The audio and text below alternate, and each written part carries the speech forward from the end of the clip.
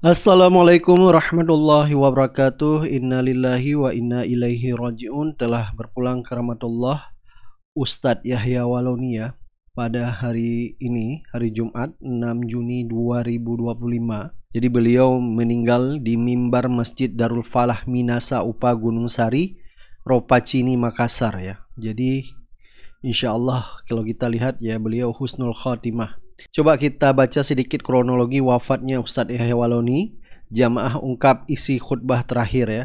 Jadi rencananya Ustadz Yahya Walouni ini akan dimandikan, dikafani dan diterbangkan ke kediamannya di Jakarta. Jadi ada saksi mata yang menyebut bahwa Ustadz Yahya Walouni terjatuh sebelum menyampaikan doa penutup khutbah kedua. Jadi Ustadz Yahya Walouni ini ya terjatuh dan tak sadarkan diri usai duduk antara dua khutbah. Jadi masih sempat berdiri di khutbah kedua dan ingatkan kita pentingnya bertauhid kepada Allah Subhanahu wa taala.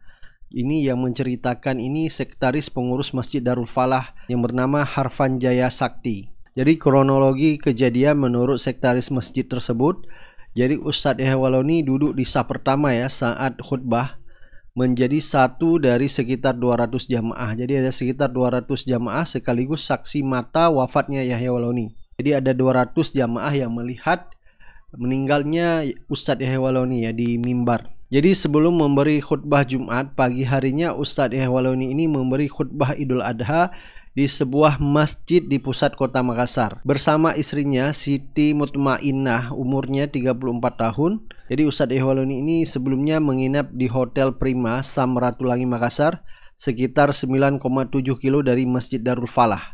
Jadi pukul 10.30 panitia menjemput Ustadz Yahya Walouni, bahkan masih sempat menyaksikan proses penyembelihan hewan kurban di halaman timur masjid, sementara istrinya dijamu di rumah salah seorang takmir sekitar 70 meter dari daru masjid. Jadi pukul 11.30 Ustadz Yahya Walouni masuk ke dalam masjid. Beliau duduk di saf pertama membaca surat Al-Kahfi dan berzikir. Pukul 12.05 WITA, usai azan panitia mempersilahkan khatib naik ke mimbar. Tema khutbah Ustadz Yahya Walouni tentang kekuatan iman, ujian Nabi Ibrahim yang menyembelih Ismail sebagai bukti ketaatan individu, keluarga dan umat muslim, ujar sekretaris Masjid Al-Falah. Jadi khutbah berlangsung sekitar 15 menit.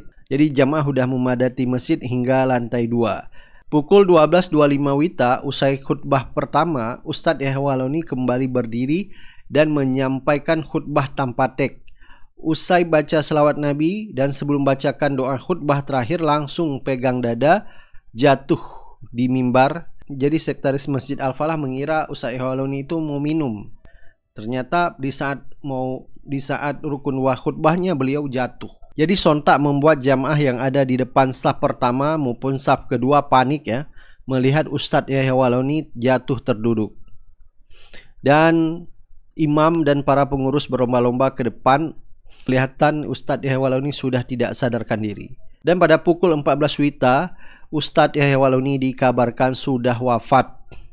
Dan pada pukul 13.45 sebelumnya jenazah dikembalikan ke masjid di bagasi belakang ambulan klinik Rumah Sakit Bahagia, duduk istri bersama almarhum. Jadi begitu ya sekelebat kronologi Ustadz Yahya Walouni wafat di hari Jumat di saat khutbah Jumat. Dan ini benar-benar ya membuat kita sebagai kaum muslimin iri melihat beliau pulang ke rahmatullah ya.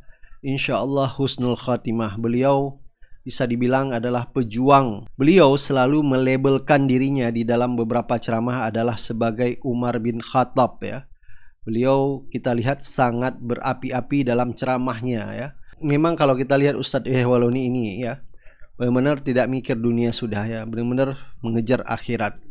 Sehingga beliau pun di saat berpulang ke rahmatullah dalam keadaan insya Allah husnul khatimah. Sebelum beliau naik mimbar, beliau membaca surat Al-Kahfi dan berzikir. Ini disampaikan oleh sekretaris Masjid Al-Falah langsung. Baik ya, coba kita lihat ya beberapa cuplikan video Ustadz Yahya Walouni ya di saat berceramah di Masjid Al-Falah di Makassar dan detik-detik beliau meninggal dunia.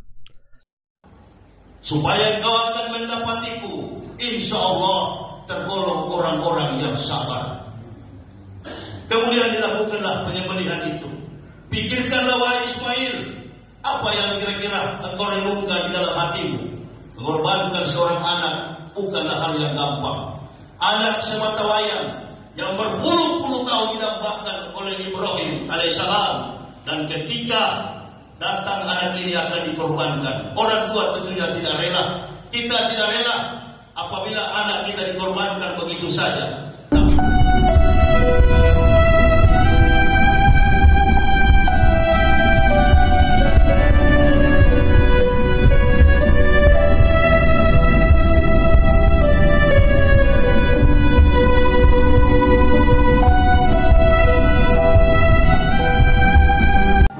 Ketika sudah masuk khutbah kedua, beliau sempat duduk, kemudian berdiri membaca doa khutbah kedua, ya.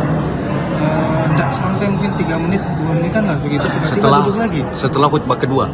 Iya. Khutbah pertama lanjut. Khutbah pertama lancar ya. Khutbah kedua, beliau tidak lama pegang dadanya. Ya, mungkin sekitar 1 menit, 2 menit dia berdiri di atas, duduk lagi. Kami heran, apa duduk lagi? Iya. Ya, ternyata setelah duduk. Kemudian beliau terjatuh dan kalau orang Makassar bilang ngorok gitu kan. Iya. Setelah itu beberapa jamaah mulai membantu untuk melihat kondisinya bagaimana. Iya. Ya, sempat dikasih dipompa jantungnya segala macam. Kebetulan juga ada jamaah yang memang dari perawat. Setelah diperiksa memang sudah sempat melemah gitu. Waktu dipompa pertama sempat terbuka, matanya sempat terbuka, tutup lagi. Iya. Itu dibawa ke rumah sakit. Dibawa ke rumah sakit, tapi kondisi beliau sudah parah.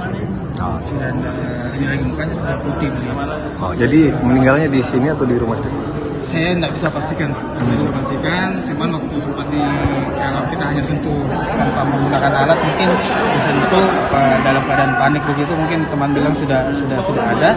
Tapi yang bisa dipastikan ketika ada di rumah sakit, mungkin pihak rumah sakit bisa di rumah sakit Bahagia. Oh, iya. Memang kami juga sempat menelpon karena di sana dibilang langsung bawa saja ke sini. Jadi tadi ini dari Bahagia dibawa ke sini lagi. Dibawa ke sini lagi. Rencananya dimakamkan di Jakarta, Pak. Cuman kami dari pengurus sempat sampaikan apakah memang langsung mau dibawa, sudah ada jadwalnya.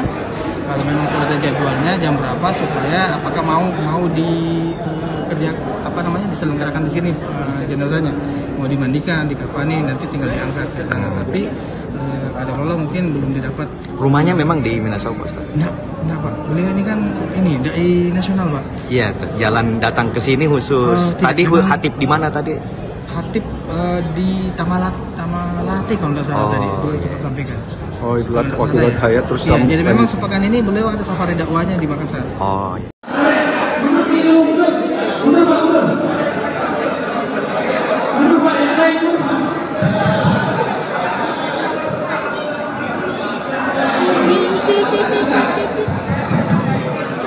Dipucat di mukanya. Meninggal gitu. Nggak tahu habis.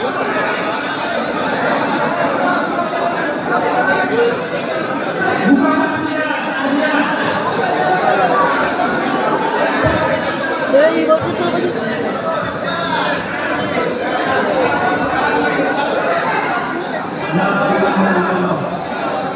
Mereka bawa.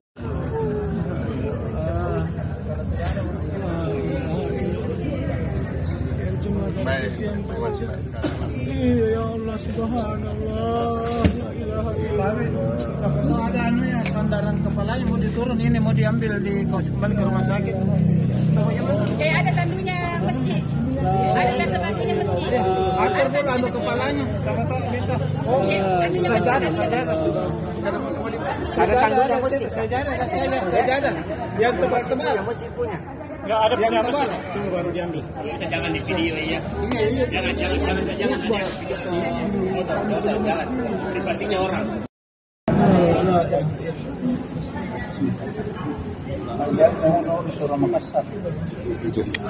Sini Ustaz ya.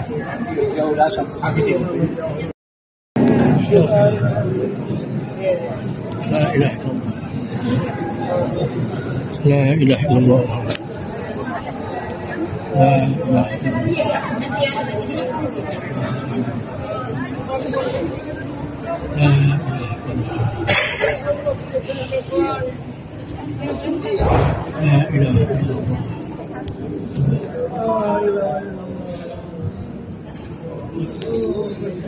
Bismillahirrahmanirrahim. Assalamualaikum warahmatullahi wabarakatuh. Hari ini Ustadz Yahya Waloni bukanlah seorang biasa. Ia adalah mantan Ketua Sekolah Tinggi Teologi Calvinis di Papua. Seorang pendeta yang telah mengabdi selama bertahun-tahun, mengajar, membimbing, bahkan melahirkan banyak calon pendeta di wilayah timur Indonesia. Namun siapa sangka, pria asal Minahasa ini justru berbalik arah, menempuh jalan yang berbeda menjadi seorang muslim. Pencarian kebenaran bermula saat ia mendalami ilmu perbandingan agama. Sebagai seorang teolog, Yahya tak puas hanya memahami agama Kristen. Ia mempelajari Yudaisme, kemudian berlanjut ke Islam. Ia membaca Al-Quran untuk mencari celah dan kelemahan dengan niat awal membantah kebenarannya. Tapi justru sebaliknya, ia menemukan hal yang membuat hatinya terusik.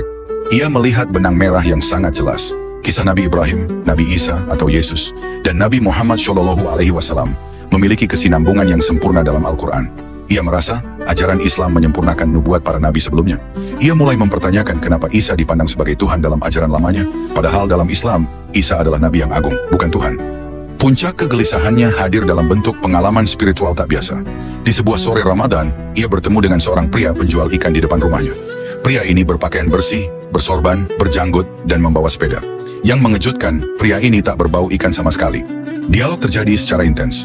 Penjual ikan itu mengajaknya berdiskusi soal Tuhan, kenabian, dan makna kehidupan. Yahya terkesima oleh kedalaman kata-katanya. Istrinya bahkan sempat menyangka ia berbicara sendiri, karena sosok itu seperti tidak terlihat oleh orang lain. Pertemuan dengan penjual ikan terjadi 3 kali dalam 3 hari berturut-turut. Pada pertemuan terakhir, pria itu memberinya selembar kertas bertuliskan ayat-ayat Al-Quran. Tak lama setelahnya, pria itu tak pernah muncul lagi. Yahya merasa ini adalah petunjuk dari Allah. 18 Ramadan, ia memutuskan untuk bersyahadat secara sadar dan ikhlas. Bersama istrinya, anak-anaknya, dan orang tua istrinya, mereka memeluk Islam di hadapan Kiai Haji Komarudin Shofa, seorang kiai yang telah mendapat mimpi sebelumnya tentang kedatangannya. Tidak lama setelah menjadi muslim, Yahya diuji. Saat khutbah Idul Fitri pertamanya, ia pingsan dan dinyatakan mati suri oleh dokter. Namun beberapa saat kemudian, Allah mengembalikannya. Ia bangkit dan melanjutkan perjuangannya sebagai dai. Peristiwa ini semakin menguatkan keyakinannya bahwa Islam adalah jalan yang benar. Kini, Ustadz Yahya Waloni dikenal sebagai pendakwah yang penuh semangat dan keberanian. Ia mengisahkan kisah hijrahnya bukan untuk kesan dramatis, tapi sebagai pelajaran hidup dan bukti nyata bahwa hidayah Tuhan bisa datang dari jalan mana saja, bahkan kepada seorang pendeta sekalipun. Allahu Akbar.